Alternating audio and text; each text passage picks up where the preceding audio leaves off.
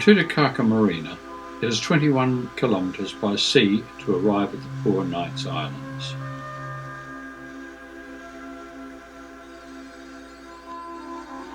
Established in 1981, the oceans surrounding these islands were designated New Zealand's second marine reserve. The islands themselves are a nature reserve, requiring a landing permit to go ashore.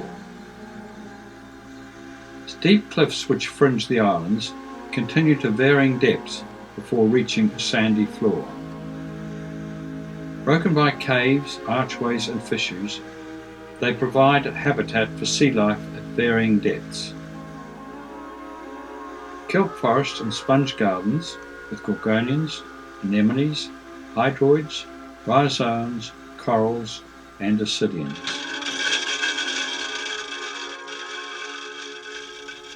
And are inhabited by many fish species, shellfish, molluscs, echinoderms and crustaceans. Arriving into South Harbour, we anchor for a dive in Blue Mau Mau Arch.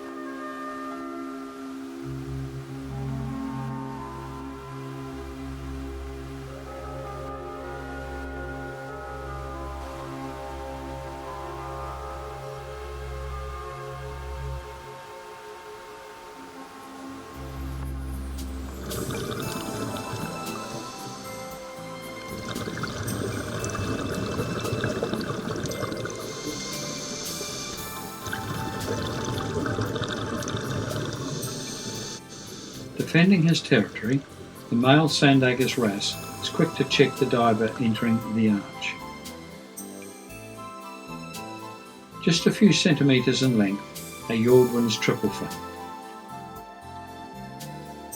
Yellow-black triple fin.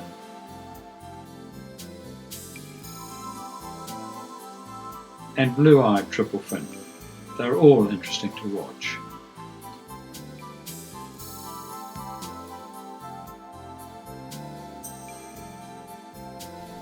Different is the crested blenny, and this one has found shelter in a dead barnacle.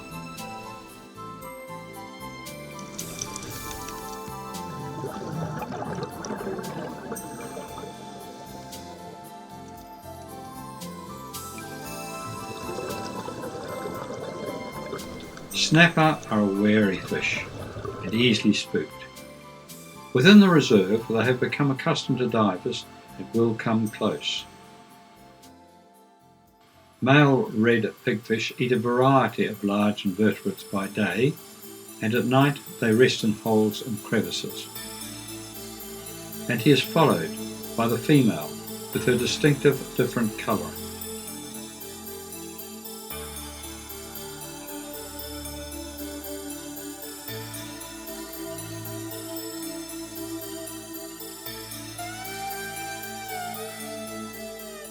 Cup corals are a standalone hard coral, feeding on passing plankton and small fish that touch their tentacles.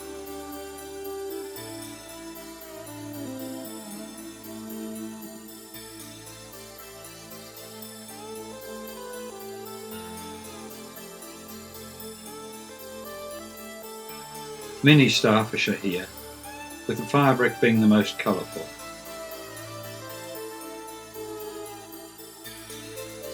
Sharing a protective area by day are a northern conger eel and a slender ruffy, as they both feed at night.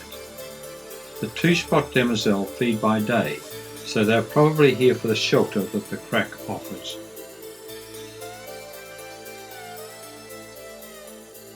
Kina urchin are found throughout New Zealand seas.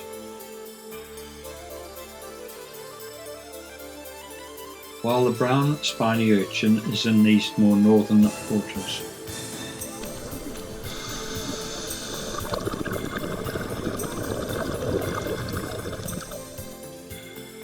Blue mau are the fish by which this arch is named. School size varies, and the fish appear to be resting as they feed at night on the rising plankton.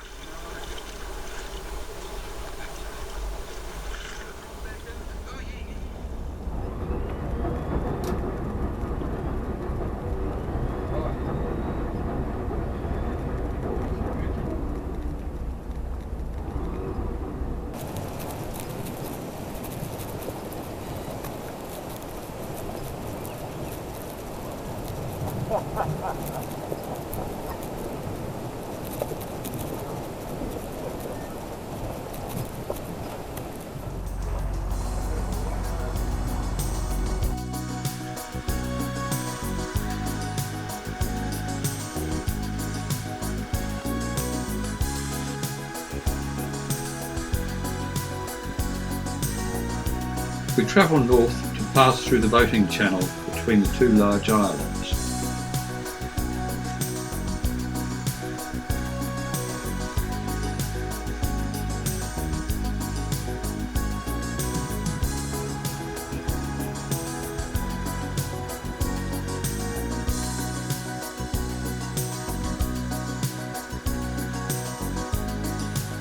Following the seaward coast of the largest island, Aotearoa, below the automated lighthouse, we anchor in a small bay.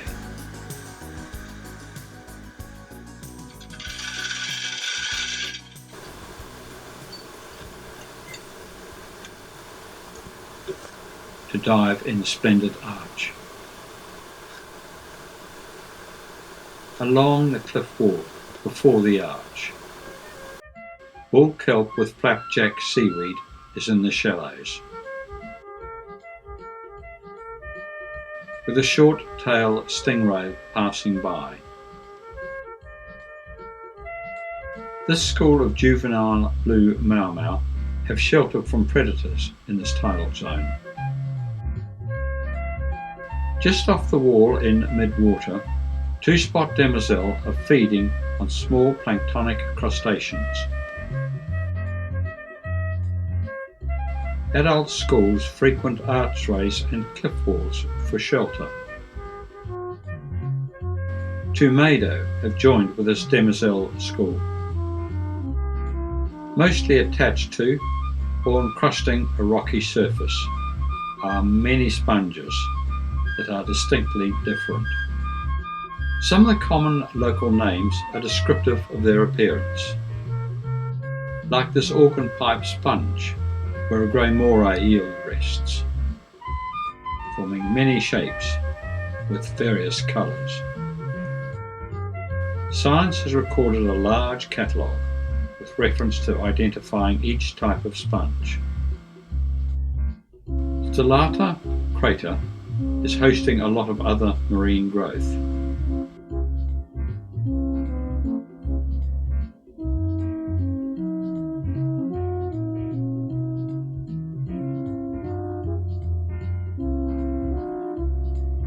Black pillow with white flask sponges are an example of this huge range of contrast between sponge types.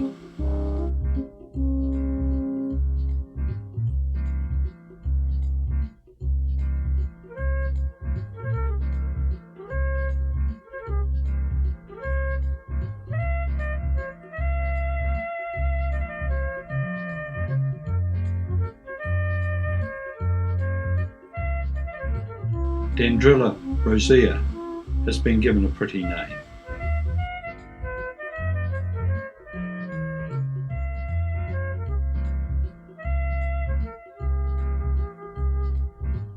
A small cliff cavity is home for the yellow moray eel with its soft body.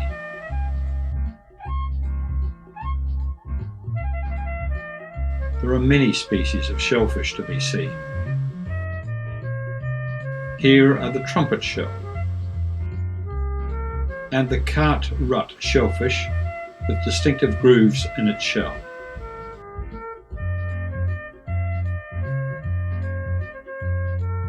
In an area with current, the feather star uses its arms to collect its planktonic food.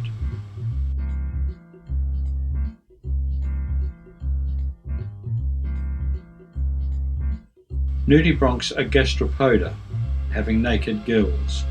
Possibly their bright coloration is to warn predators that they are deadly. For their own defence, they secrete a variety of poisonous substances. The cloud nudibranch is feeding on the stinging tentacles of the jewel anemone. A variable nudibranch is feeding on the hydroid polyps.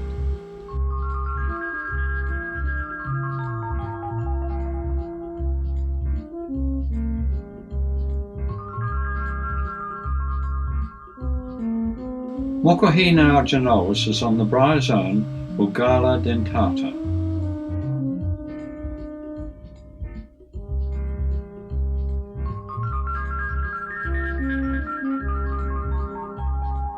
Tamja vercurnus is usually found by looking on the bryozoan upon which it feeds.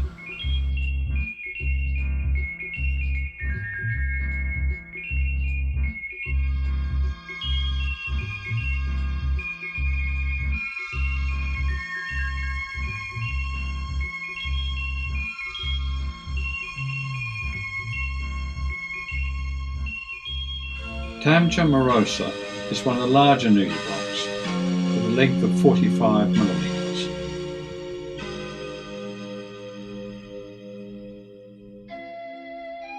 Fine-line tamja is easily missed as it is quite small.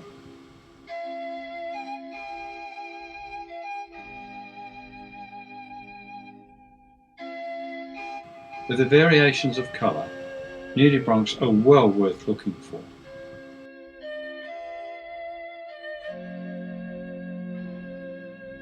Golf ball sponges have an intricate network to support their structure.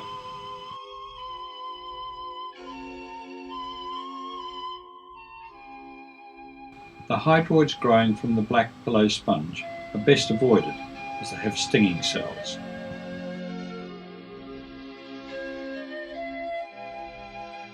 With a slow approach, the northern scorpionfish will usually remain where it is.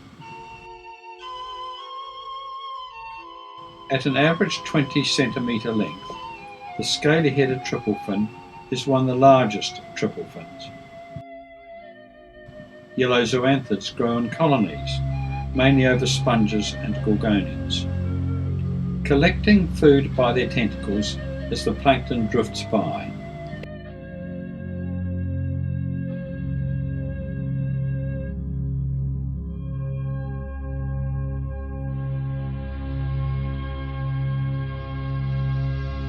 Smaller kingfish appear, but are quickly gone as we return to the boat.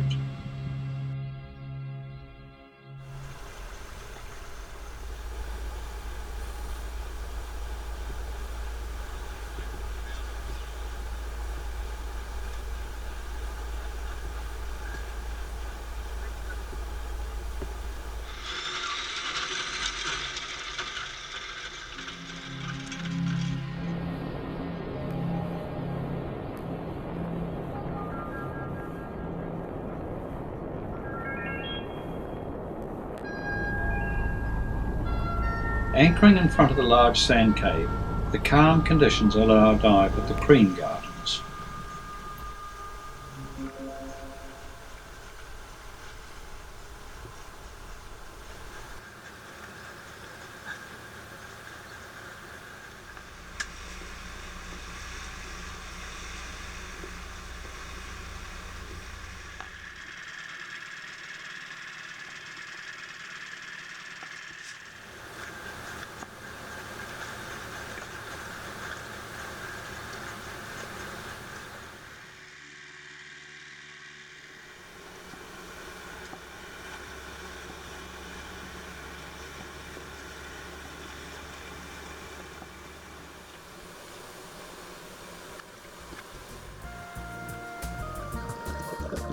Underwater, a large cliff wall has much to view, as well as an extensive kelp-covered rock shelf to explore.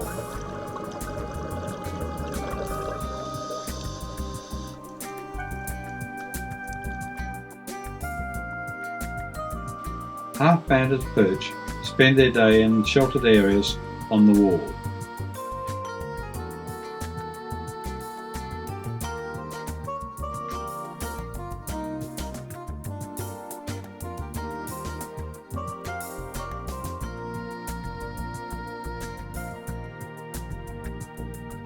Still in its night colours, the butterfly perch could be where it spent the night.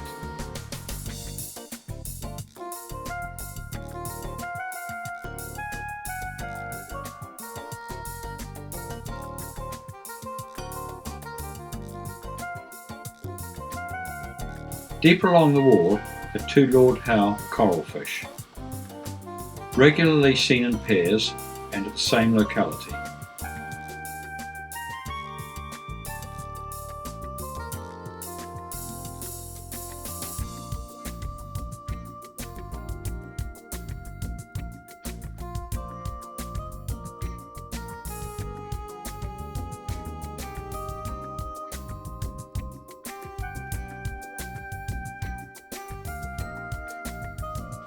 A large school of trevally move quickly to surround the diver above the shallower kelp-covered shelf.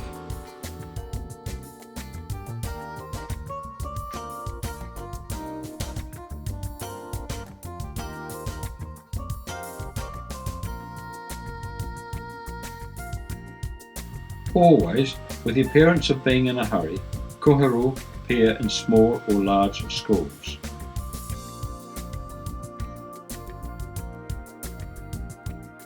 Female Sandagus wrasse is actively feeding on small animals.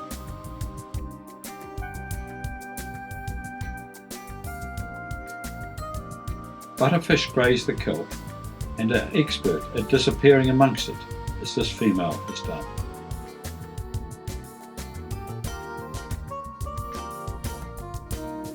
A male butterfish is larger and has darker colouring. Previously, he was the largest female in the area, and she made the gender change when the need arose.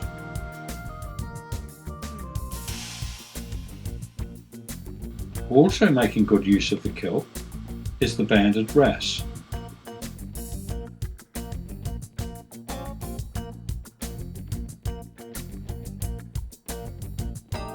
A female scarlet wrasse is keeping her distance.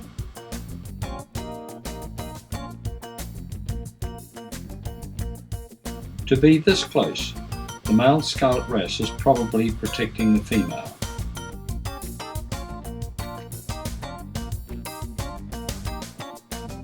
By not displaying its dorsal spine as a warning, the leather jacket must be comfortable with the diver being so close.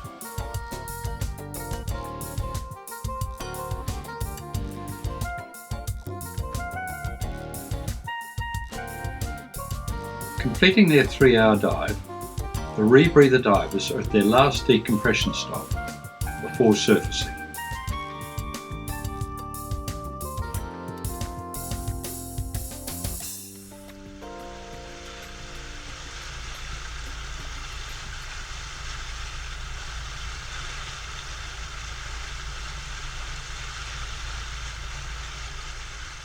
Rounding Wild Beast Point. We then cruise south along the west coast of Aotearoa to where Northern Arch passes through a rock peninsula.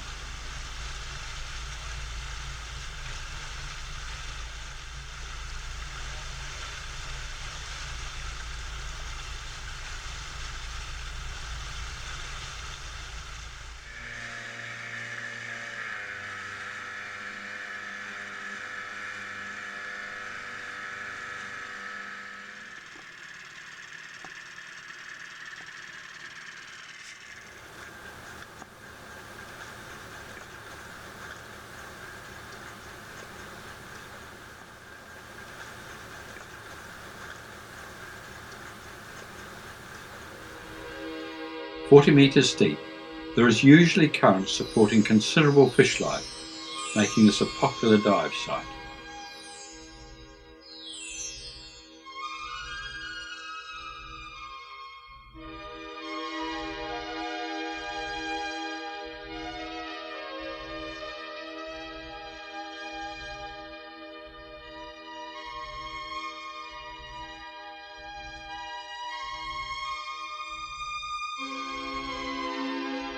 Yellowtail kingfish can be seen individually or in schools of varying numbers.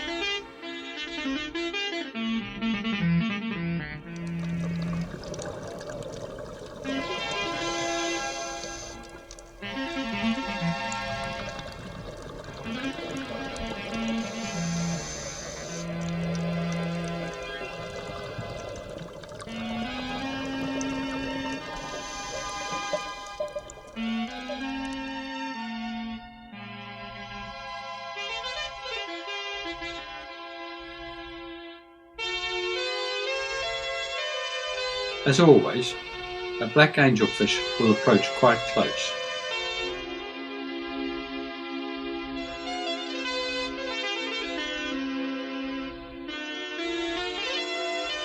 Descending between the arch walls to explore further down.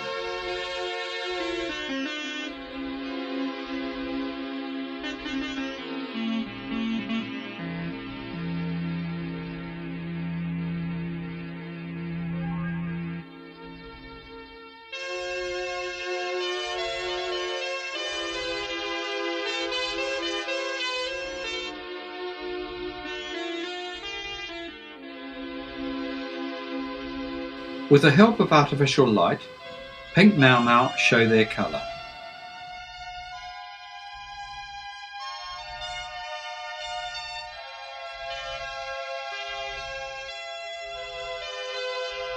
Large snapper are amongst schoolfish on the cliff wall.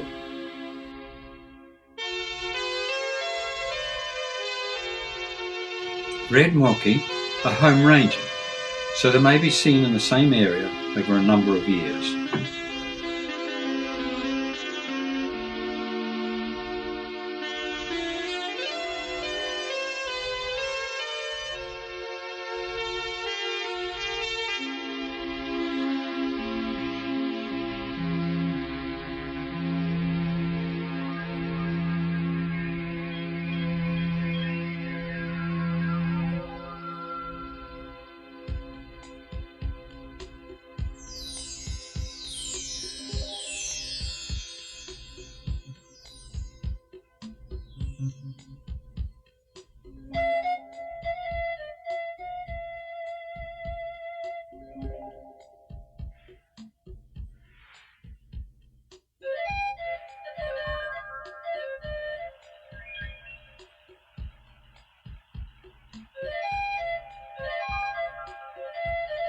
Painted moki are seen as a single fish, roaming areas of reef, feeding on small invertebrates.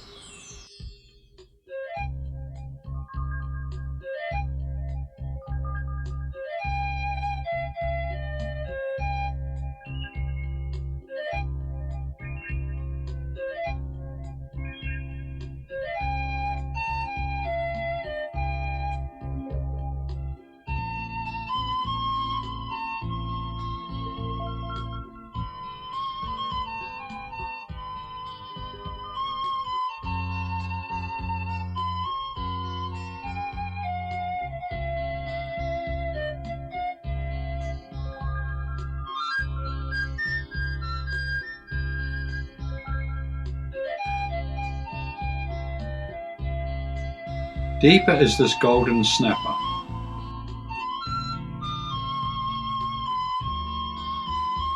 Short-tailed stingray are often seen in this arch.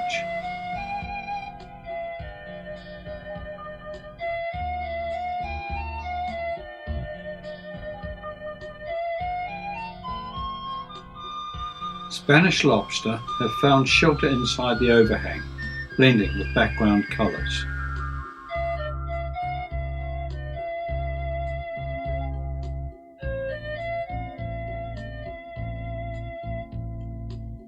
The large rock lobster is well tucked into this narrow crack.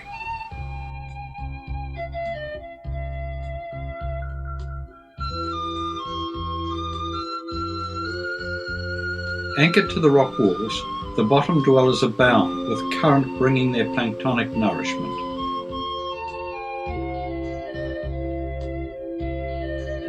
Also, the hydroid trees are being built by their polyps to gain the best advantage to gather their food.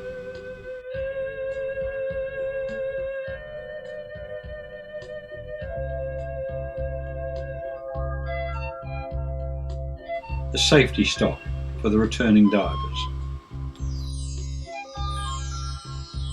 With shelter in the seaweed close by, many a bleak swimming tripplefin are in the surge water along the cliff wall.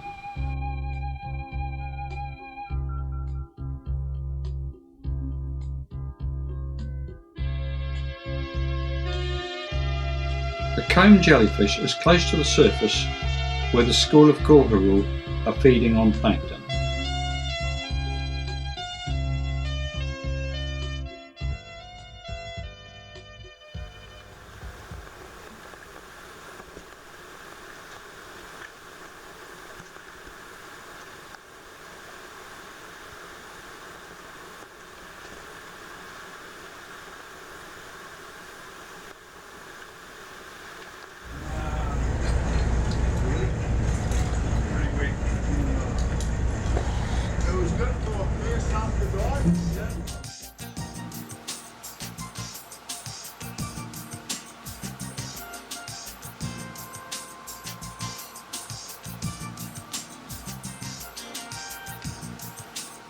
Travelling south along Aotearoa's western shoreline, we arrive at Middle Arch.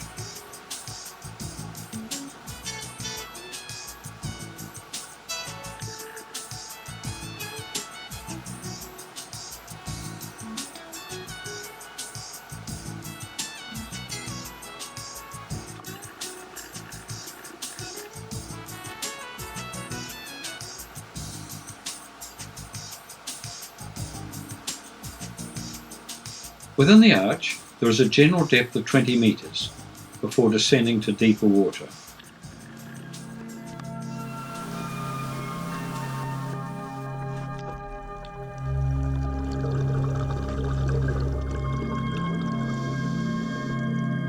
A steady approach is more often rewarding to find something or observe what is happening.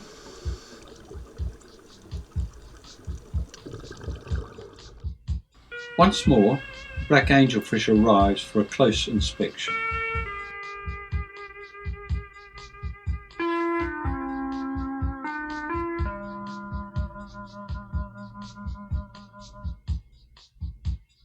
Two-spot demoiselle, breasting amongst the Eclonia kelp. Unexpectedly, a short-tailed stingray arrives.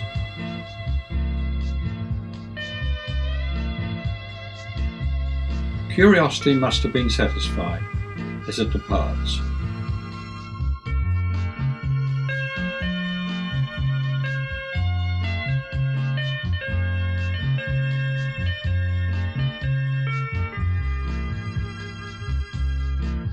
Contrast of colour certainly makes the Mado stand out.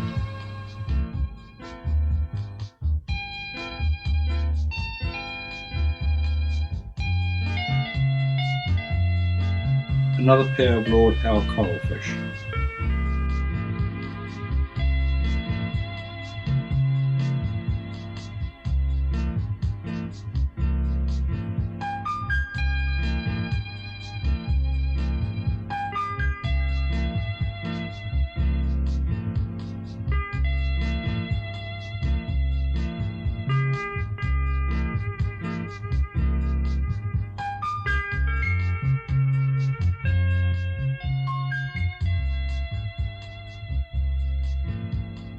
Combfish act as cleaner fish, removing parasites from other fish.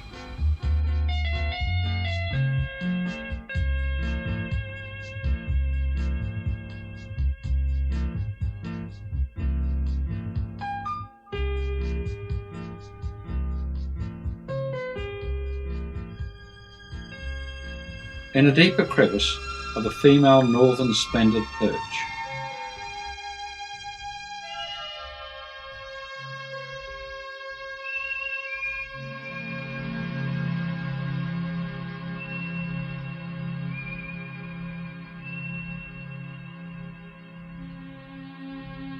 Below the arch at the 20-metre level, there are a few pink primnoidy gorgonians.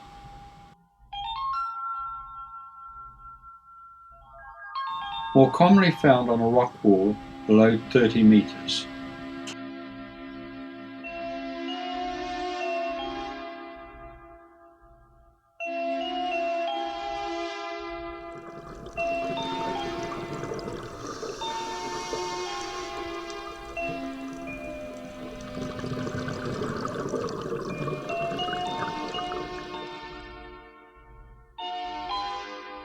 Goatfish or red mullet use their barbels to detect food of small invertebrates in the sand and coralline turf.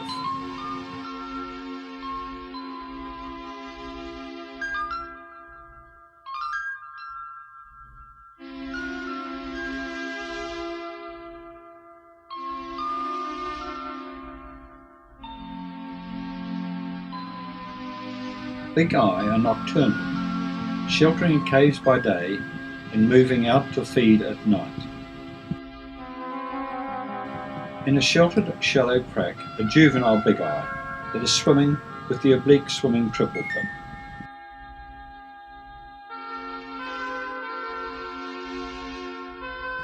Cleaning stations are set up by banded coral shrimp. Where they feed off the mucus and parasites they clean from marine creatures.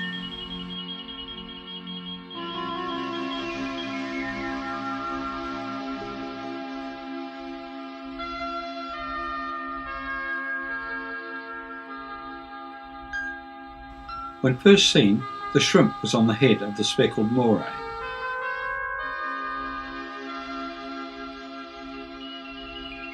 By day, rock cod are well tucked into a sheltered area, moving out to feed at night on small fish, crabs and shrimp.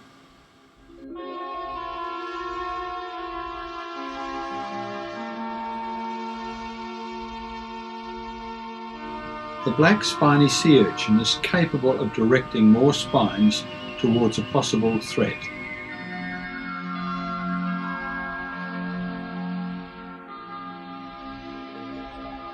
Common anemone are found throughout New Zealand waters.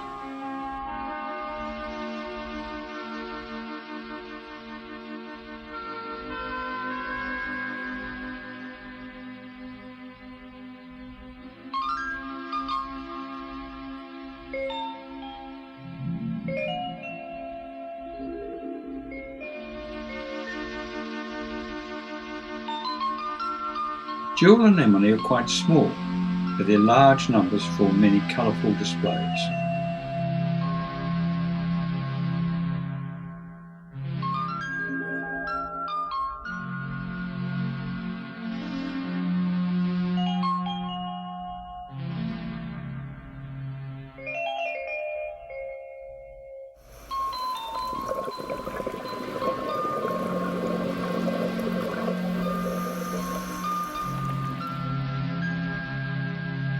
Waratah anemone are in a small recess where an air bubble is creating a mirror image.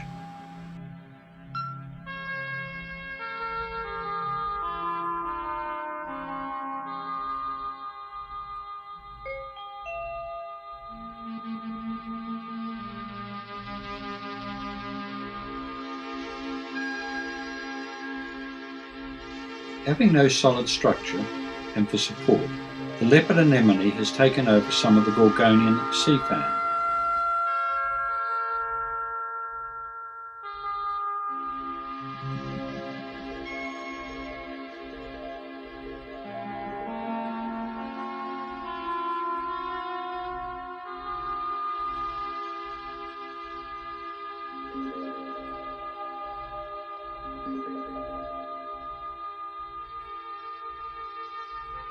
Nudibranch, Tamja viconis, is producing a second egg ribbon.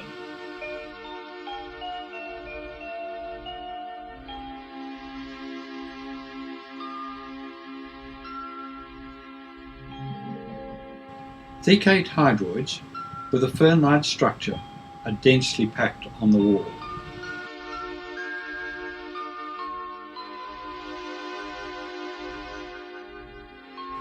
A number of different bryozoan species are here, adding colour to the reef.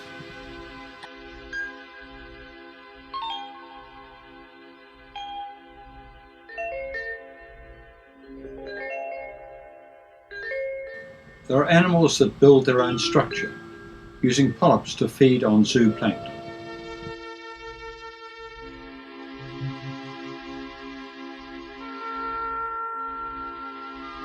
Firmly anchored to the rock by grey-green stolons, the sea remu is a green algae covering large patches of reef.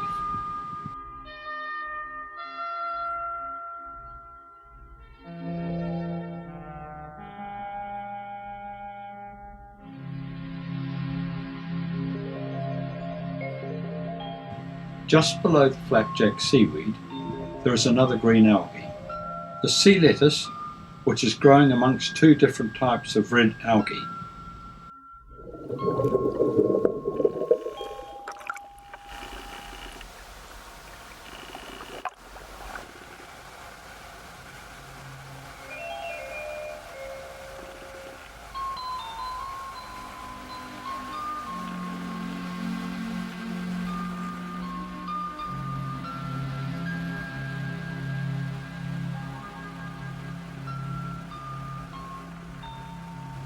Cruising south along the western coast of the islands to Aotearoa Island. On a cliff wall, there is an entrance to a big sea cave, Riko. Large enough for some boats to enter or use as an anchorage.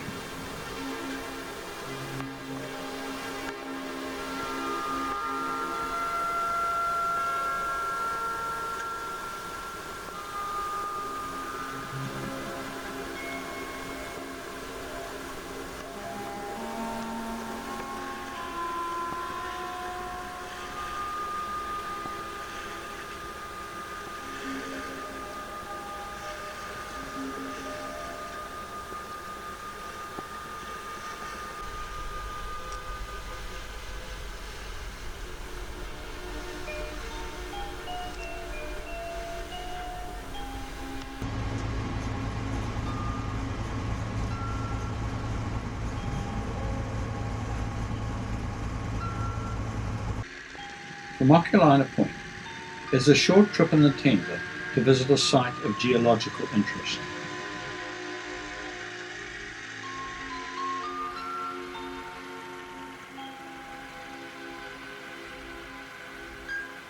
Known as Jan's Tunnel, it is interesting to view how volcanic eruption, sea and weather have shaped this landscape.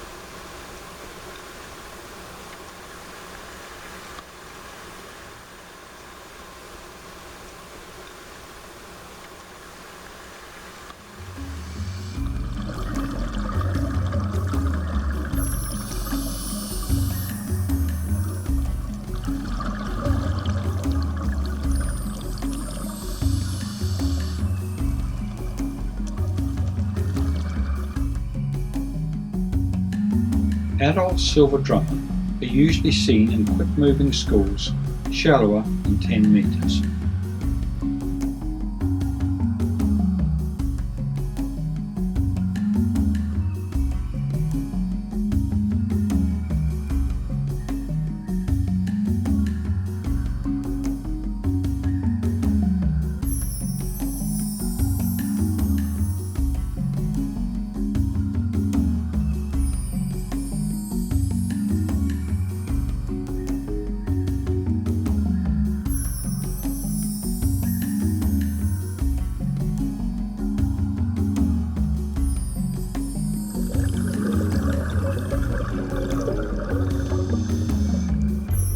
On a cliff wall, Gorgonian fans with their colour variation make pleasant viewing.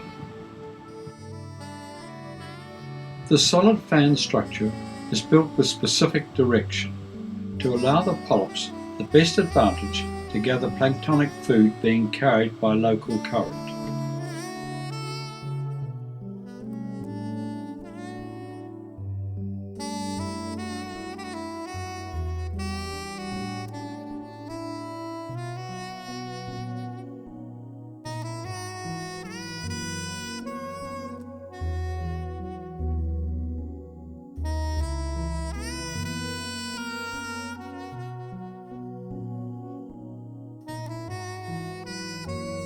From the same food source, the soft coral with their polyps extended are also feeding.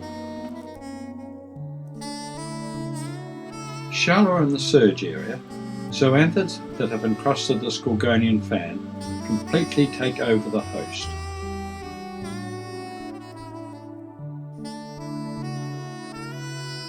The speckled moray eel is in a protective crack by day, as they feed mainly at night.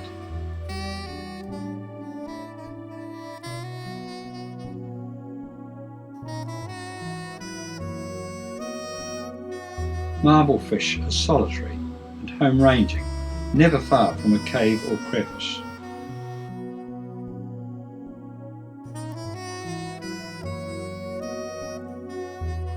Hiwi or kelpfish can be comical to watch as they dart around. They are able to hold on to the rock in surge conditions by their pectoral, pelvic and anal fins.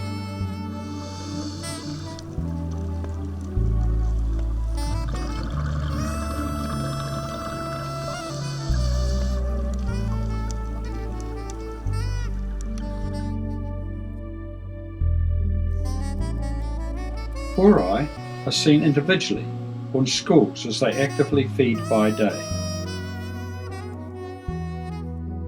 probing out small invertebrates which are found in sand, gravel and coralline turf.